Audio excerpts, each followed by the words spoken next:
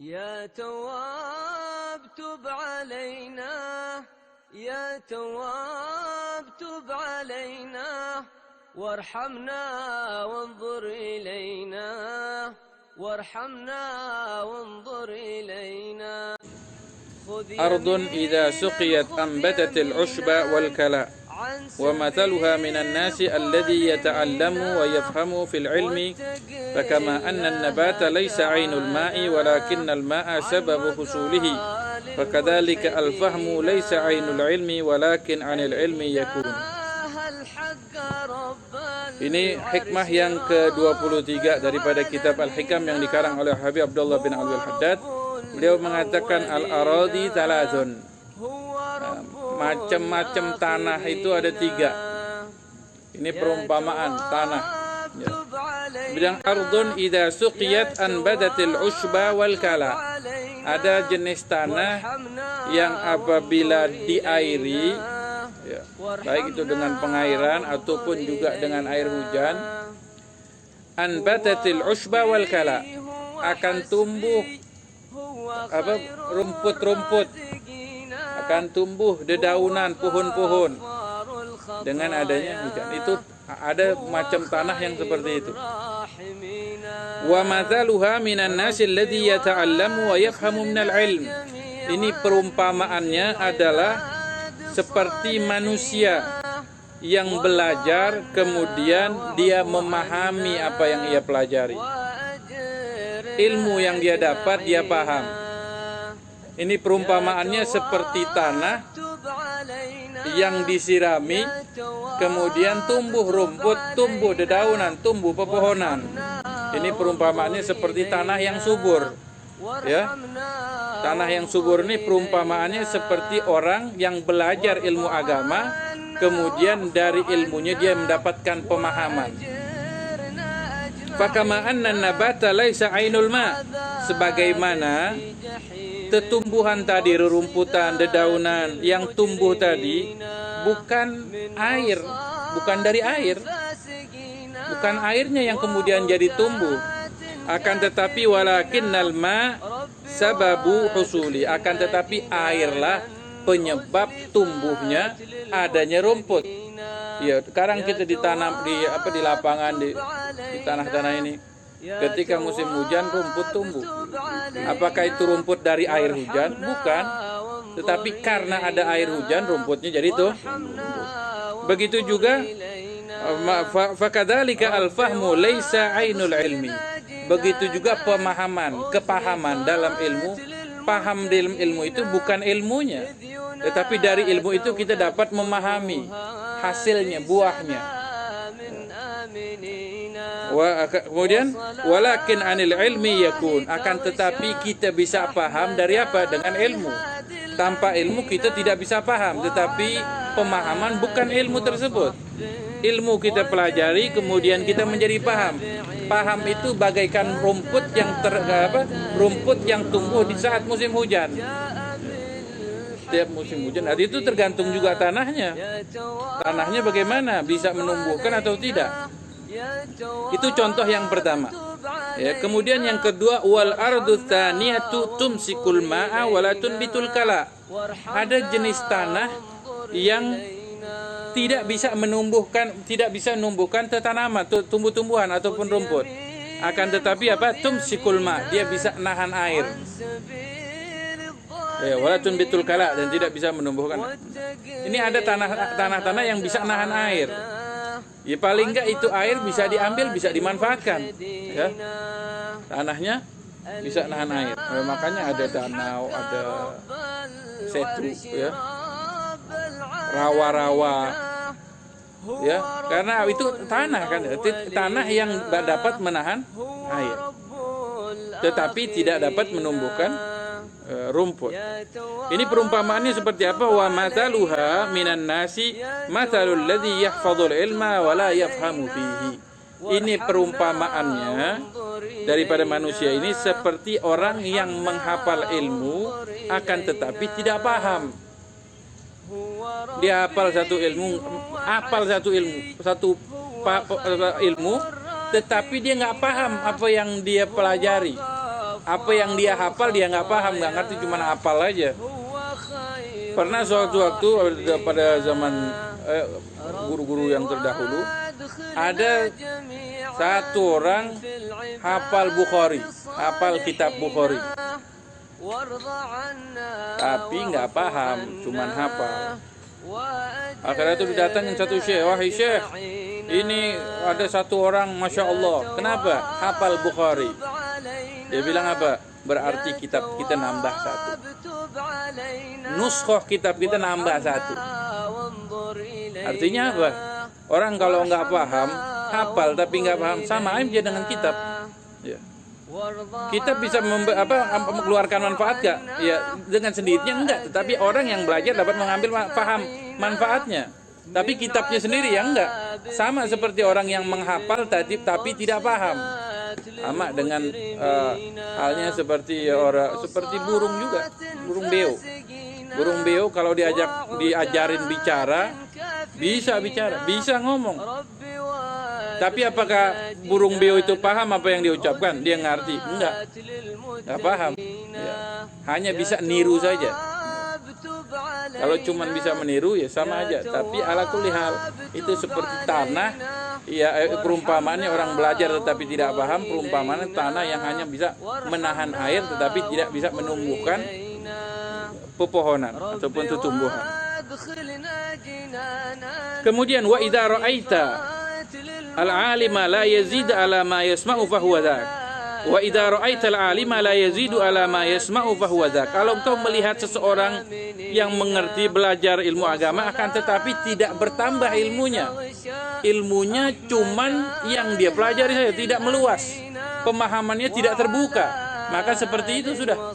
Air yang turun dari langit segitu ya sudah itu aja, nggak ada lebihnya. Nggak ada tumbuhannya, nggak ada faedahnya. Tapi wa idza ra'aitahu yazidu alaihi syai'an yuwafiq ma sami'ahu minal ilmi fa huwal awwal. Akan tetapi kalau dia agak bertambah, dia belajar kemudian dari pelajaran yang ia pelajari ada pemahaman lain, bertambah ilmunya, maka dia termasuk golongan yang pertama tadi, ya, yang bisa menumbuhkan seperti tanah yang bisa menumbuhkan rumput, bukan hanya bisa menahan air saja. Kemudian itu contoh yang pertama, yang kedua. Kemudian yang ketiga, wal ardus tsalitsatu. Tanah yang ketiga, ardun la tunbitul kala wa la tumsikul ma. Tanah yang tidak bisa menumbuhkan rumput dan juga tidak bisa menahan air. Ya. Yang ada cuman blok doang. Ya, rumput kagak tumbuh, air gak bisa ditahan. Becek, blok. Ya, debel deh kalau jalan gitu susah. Ini bagaimana? Kata wa mataluha minan nas matalu man la yahfadzul ilma wa la yafhamu fi. Ini perumpamaannya seperti orang yang kagak belajar dan kagak paham. Bagaimana dia paham kalau dia tidak belajar? Man la yahfadzul ilm, orang yang tidak menjaga ilmu atau tidak menghafal ilmu, wa la yafham fi, dan juga tidak paham.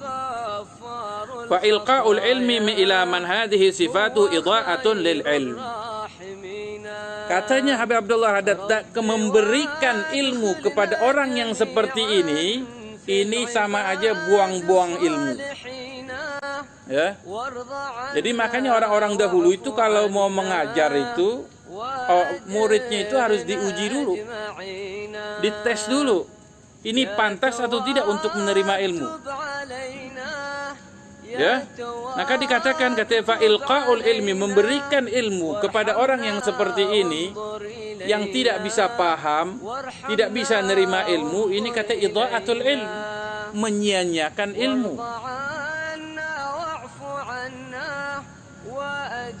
Makanya Al-Imam Syafi'i mengatakan a'anthuru durran baina sarihatil baham wa anzimu manthuran lira'iyatil ghanam. Katanya, apakah aku akan sebarkan permata-permata ini pada hewan-hewan ternak? Anda punya berlian, punya mutiara, punya emas, punya perak, punya batu-batu mulia. Apakah Anda kasih binatang-binatang yang nggak ngerti, yang ada diinjak-injak, nggak ngerti, nggak paham itu batu mulia.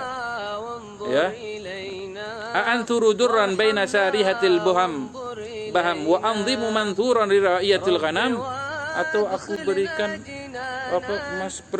emas kalung untuk pengembala kambing yang kagak ngerti, mau dihias, ya, cuma nggak manfaat buat dia. Ya. Tetapi siapa? Berikan ilmu kepada yang pas, yang pantas untuk diberikan. Ya. Dan juga jangan kau tidak memberikan kepada orang yang sudah pantas. Maka dikatakan juga waman manahal juhala ilman adha'ahu, orang yang memberikan ilmu kepada orang-orang yang bodoh, yang tidak bisa menerima ilmu, maka ilmunya itu akan menjadi sia-sia. Dia akan sia-siakan ilmunya. Percuma kita ajarin, dia juga nggak bakalan ngamalin, yang ada dibuang ilmunya. Berarti kita sudah menyia-nyiakan ilmu. Waman mana'a mustaujibina faqad dhalam. Tetapi kalau ada orang yang pantas untuk menerima ilmu, kemudian kita tidak berikan, berarti orang tersebut sudah zalim kepada orang yang berhak menerima.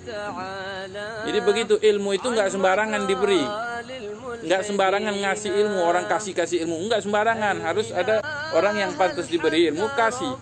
Tapi kalau yang nggak pantas nggak usah dikasih ilmu.